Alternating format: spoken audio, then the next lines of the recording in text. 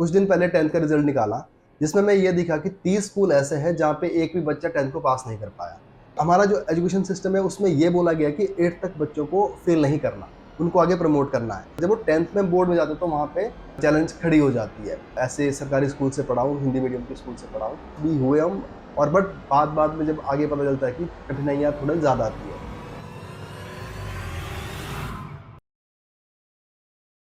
आज मैं एक बड़े गंभीर मुद्दे पर बात करने जा रहा हूँ। हिमाचल प्रदेश एजुकेशन बोर्ड ने कुछ दिन पहले 10th का रिजल्ट निकाला, जिसमें मैं ये दिखा कि 30 स्कूल ऐसे हैं जहाँ पे एक भी बच्चा 10th को पास नहीं कर पाया और 116 स्कूल ऐसे हैं जहाँ पे रिजल्ट 25% से भी कम है। तो यहाँ पे हमें एक बहुत बड़ा डिवाइड दिखता है हमारी सोसाइटी में, हमारे एजुकेशन सिस्टम में, कि वो डिवाइड ये है कि अभी कुछ दिन पहले सीबीएसई ने रिजल्ट निकाला। तो उस रिजल्ट में ये दिखता है कि जिन बच्चों के 90% से कम स्कोर होगा वो तो कुछ भी नहीं है, उनके ऊपर एक एक्स्ट्रा प्रेशर है इस चीज का कि आपको 90% से ऊपर ही लेना है। और जिनका 90% से ऊपर आ गया स्कोर, उनका बड़ा स्वागत किया जाता है स्कूलों द्वारा, टीचर्स द्वारा, और उनके घरों में उनको फूल मालाएं चढ़ाई जाती है। और जब हम यहाँ देखते हैं तो यहाँ पे बच्चे 33% स्कोर भी नहीं कर पा रहे हैं। अब इसमें किसकी गलती है? क्या टीचर्स की गलती है? क्या उन बच्चों की गलती है? क्या हमारी सरकार की गलती है?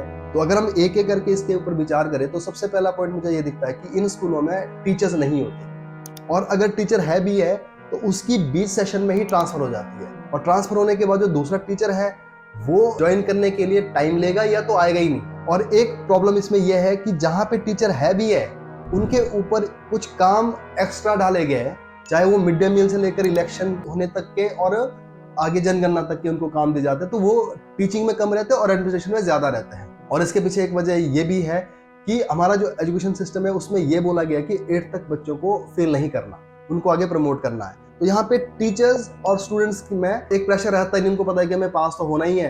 तो जब वो 9th में आ जाता है तो स्कूल के पास रिजल्ट रहता है, जब वो 10th में बोर्ड में जाते तो वहाँ पे चैलेंज खड़ी हो जाती है।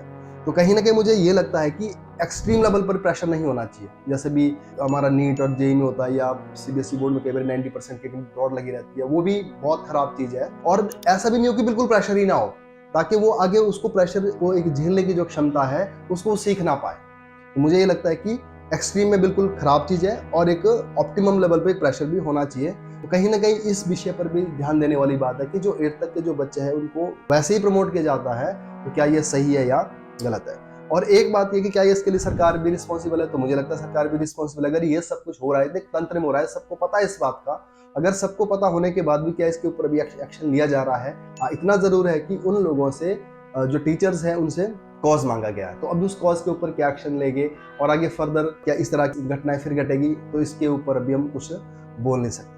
और नेक्स्ट है इसके दुष्परिणाम क्या होंगे। तो मुझे लगता है जो सबसे पहला दुष्परिणाम इसका ये होगा कि कॉन्फिडेंस जो होगा इन बच्चों का वो इतना हाई नहीं रहेगा, और उनको आगे या तो वो जो एक कंपटीशन की दौड़ है या तो उसको छोड़ देता है। अगर उस कंपटीशन की दौड़ में उनको आना होगा तो उनको बहुत एक्स्ट्रा मेहनत करनी पड़ती है, क्योंकि मैं खुद भी ऐसे सरकारी स्कूल से पढ़ा हूँ, हिंदी मीडियम के स्कूल से पढ़ा हूँ। तो वहाँ पे भी मैंने ये चीज़ें नोटिस करी थी कि चलो पास भी हुए हम, और बट बाद में जब आगे पता चलता है कि कठिनाइयाँ थोड़ा ज़्यादा आती है, तो हमें बहुत ज़्यादा एक्स्ट्रा मेहनत करनी पड़ती है। तो कहीं ना कहीं वो कॉन्फिडेंस बनना मुश्किल हो जाता है। जैसे हमारे पास अभी बच्चे आते हैं पढ़ने के लिए, सिविल सर्विस की कोचिंग के लिए आते हैं, तो वो बहुत अच्छा कर सकते हैं, उनके अंदर बहुत पोटेंशियल होती है, बट कहीं ना कहीं उनके दिमाग में ये रहता है कि हमारी जो बैकग्राउंड है वो अच्छी नहीं थी, हमारा अच्छा स्कोर नहीं आया था और हम हिंदी मीडियम से थे। तो ये ना एक डिवाइड सा बन जाता है, rural urban, Hindi medium, English medium ना, जो इन्फीरियोरिटी एंड सुपीरियोरिटी में आगे जाके तब्दील हो जाता है।